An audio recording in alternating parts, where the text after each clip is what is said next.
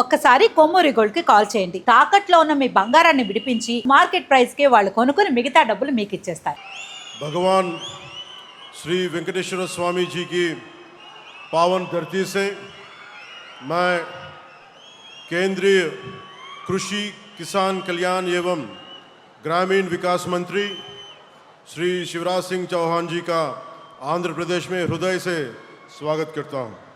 साथ ही मैं ग्रामीण विकास राज्य मंत्री श्री कमलेश पासवान जी की अगुवाई आंध्र प्रदेश की पावन धरती पर हार्दिक स्वागत एवं अभिनंदन करता हूं।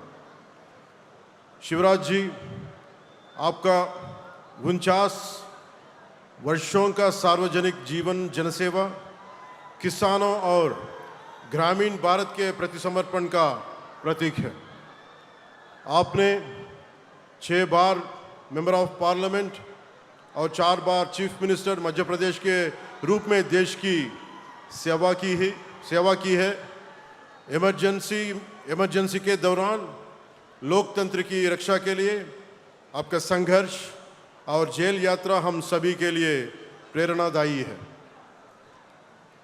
आपके मार्गदर्शन और आदरणीय प्रधानमंत्री श्री नरेंद्र मोदी जी के नेतृत्व में आंध्र प्रदेश को ग्रामीण विकास के लिए 12,845 करोड़ की स्वीकृति मिली है।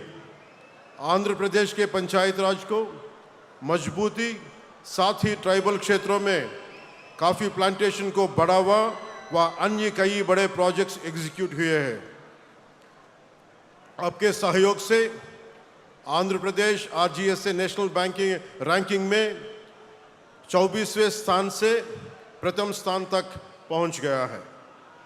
विकसित भारत जीराम जी के राष्ट्रीय शुभारंभ के लिए आंध्र प्रदेश को चुनकर आपने हमारे राज्य के हर नागरिक का सम्मान बढ़ाया है। इसके लिए मैं और आंध्र प्रदेश की जनता आपके आभारी हैं। बहुत बहुत धन्यवाद शिवराज सिंह चौहान जी। ఈరోజు మనందరికీ చాలా ప్రత్యేకమైన రోజు. నేను హిందీలో ఎందుకు మాట్లాడామంటే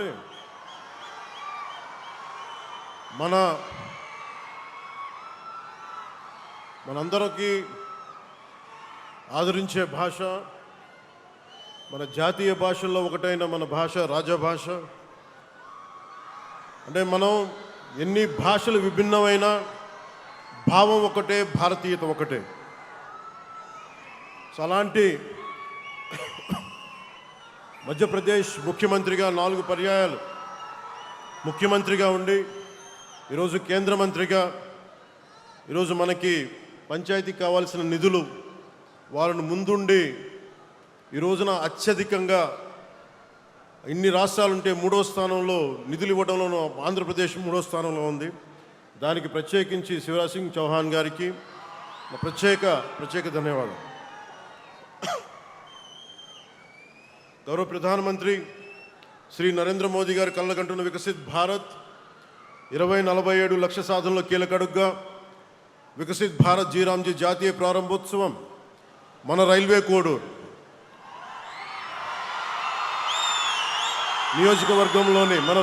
నియోజకవర్గంలోని ముక్కావారిపల్లి నుంచి ప్రారంభం కావడం మన రాష్ట్రానికి దక్కిన గౌరవం. ఇందాక గౌరవ ముఖ్యమంత్రి గారు మాట్లాడుతూ ఉన్నారు, ఎలక్షన్ తర్వాత ఇదేనా అంటే లేదు సార్, నేను వచ్చాను 2-3 సార్లు వచ్చాను. ఇందాక రూపనందిని రెడ్డి గారు చెప్పింది ఖచ్చితంగా పరిగణలో ఉంది. అది యువతకి భవిష్యత్తుకి ఉద్యోగాలు అనేది. నేను ప్రత్యేకించి ఒక సమయం తీసుకొని నేను మీ యువతతోనే మాట్లాడుతున్నాను, ఇక్కడికి వచ్చే మాట్లాడతాను.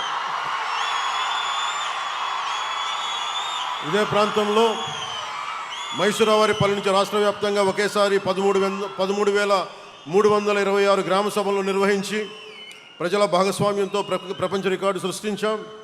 అదే స్ఫూర్తితో ఈ జాతీయ కార్యక్రమానికి రైల్వే కోడూరుని వేదికగా ఎంచుకున్నాం.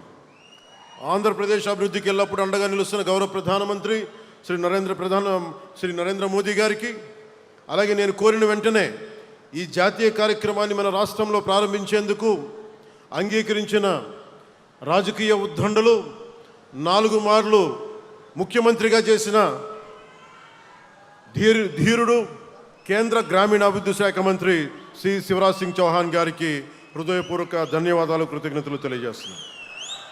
గ్రామీణ ఉపాధి, గ్రామాల ఆర్థికాభివృద్ధి, పేదరికం నిర్మూలన, స్వయం సమృద్ధి గ్రామాల నిర్మాణం లక్ష్యంగా గౌరవ ప్రధానమంత్రి శ్రీ నరేంద్ర మోదీ గారి నాయకత్వంలో కేంద్ర ప్రభుత్వం వికసిత్ భారత్ జీరామ్జీని తీసుకొచ్చింది. ఇది కేవలం ఒక పథకం కాదు, గ్రామీణ భారతదేశ భవిష్యత్తును మార్చే ఒక మిషన్. ఈ పథకం ద్వారా 100 రోజుల ఉపాధిని 125 రోజులకి పెంచడం చాలా చాలా గొప్ప నిర్ణయం.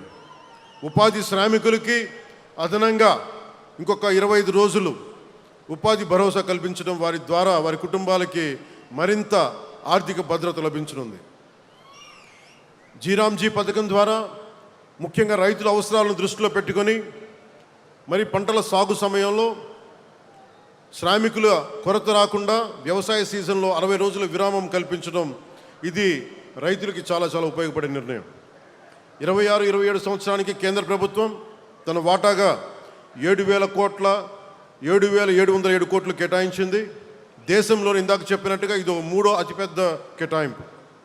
రాష్ట్ర ప్రభుత్వం వాటాతో కలిపి ఆంధ్రప్రదేశ్లో ఈ కార్యక్రమం అమలుకు మొత్తం 12,845 కోట్ల వ్యయం ఖర్చు చేయనున్నాం.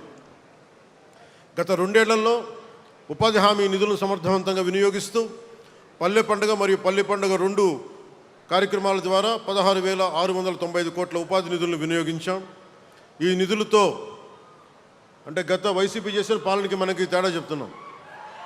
ఈ నిధులతో 7,000 కిలోమీటర్ల సిసి రోడ్లు, 40,000 గోకులాలు, 15,500 పశువుల నీటి తొట్టెలు, 1,07,000 నీటి కుంటలు, అడవి తల్లి బాట కార్యక్రమం ద్వారా 1,373 కిలోమీటర్ల గిరిజన రహదారులు, 1,66,000 ఎకరాల ఉద్యానవన పంటల సాగుని అభివృద్ధి చేశాం. అలాగే 55 కోట్ల 40 లక్షల పని దినాలను కల్పించి గ్రామీణ కుటుంబాలకు ఉపాధి భద్రత కల్పించగలిగాం. దీంతోపాటు స్వచ్ఛ రథాల ద్వారా స్వచ్ఛ గ్రామం, ఆరోగ్య గ్రామం లక్ష్య సాధన దిశగా గ్రామాల్లో పారిశుద్ధ్య సేవలను ప్రజలకు మరింత చేరువ చేసి పరిశుభ్రమైన వాతావరణాన్ని అందిస్తున్నాం.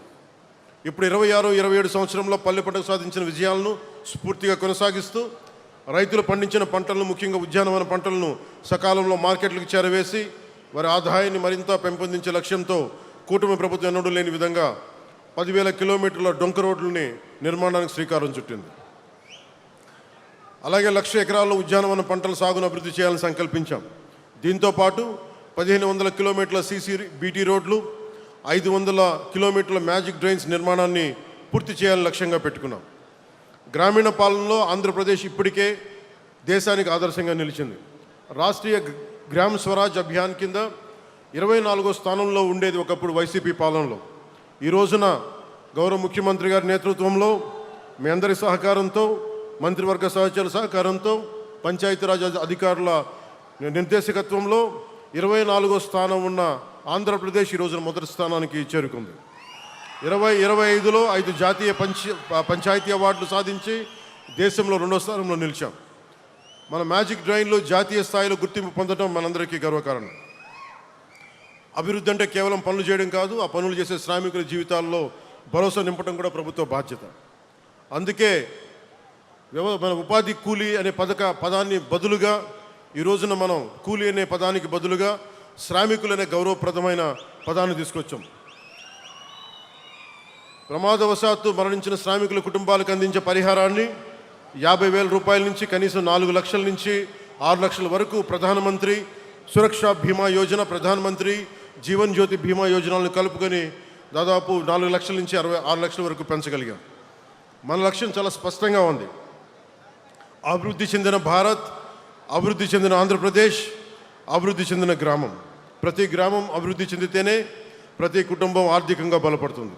ఈ లక్ష్య సాధనలో ఆంధ్రప్రదేశ్ రాష్ట్రంపై విశ్వాసం ఉంచి దేశంలోనే 3వ అతిపెద్ద కేటాయింపును అందించిన కేంద్ర ప్రభుత్వానికి మన రాష్ట్ర ప్రజల తరపున హృదయపూర్వక ధన్యవాదాలు తెలియజేస్తా ఉన్నాను. The future of India will not be built in our cities alone. It will be built in every empowered village. Bharat భవిష్యత్తు కేవలం నగరాల్లో కాదు, అభివృద్ధి చెందిన ప్రతి గ్రామంలో రూపుదిద్దుకుంటుంది. At this moment, I would like to express my heartfelt gratitude to our Honorable Prime Minister Sri Narendra Modi ji for his visionary leadership and his unwavering commitment to transforming rural India through the vision of Vikasit Bharat 2047. My heartfelt thanks and sincere thanks to Honorable Union Minister Sri Shivraj Singh Chauhan ji.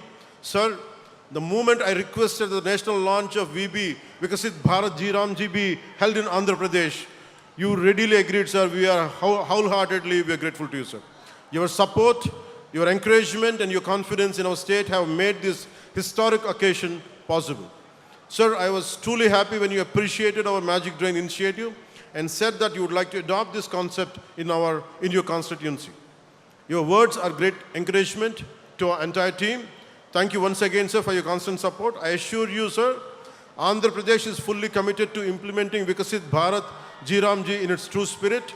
We will work with full dedication to make this program a model for the entire nation, entire Bharat, and contribute meaningfully to the vision of Vikasit Bharat 2047. Jai Hind and Jai Bharat.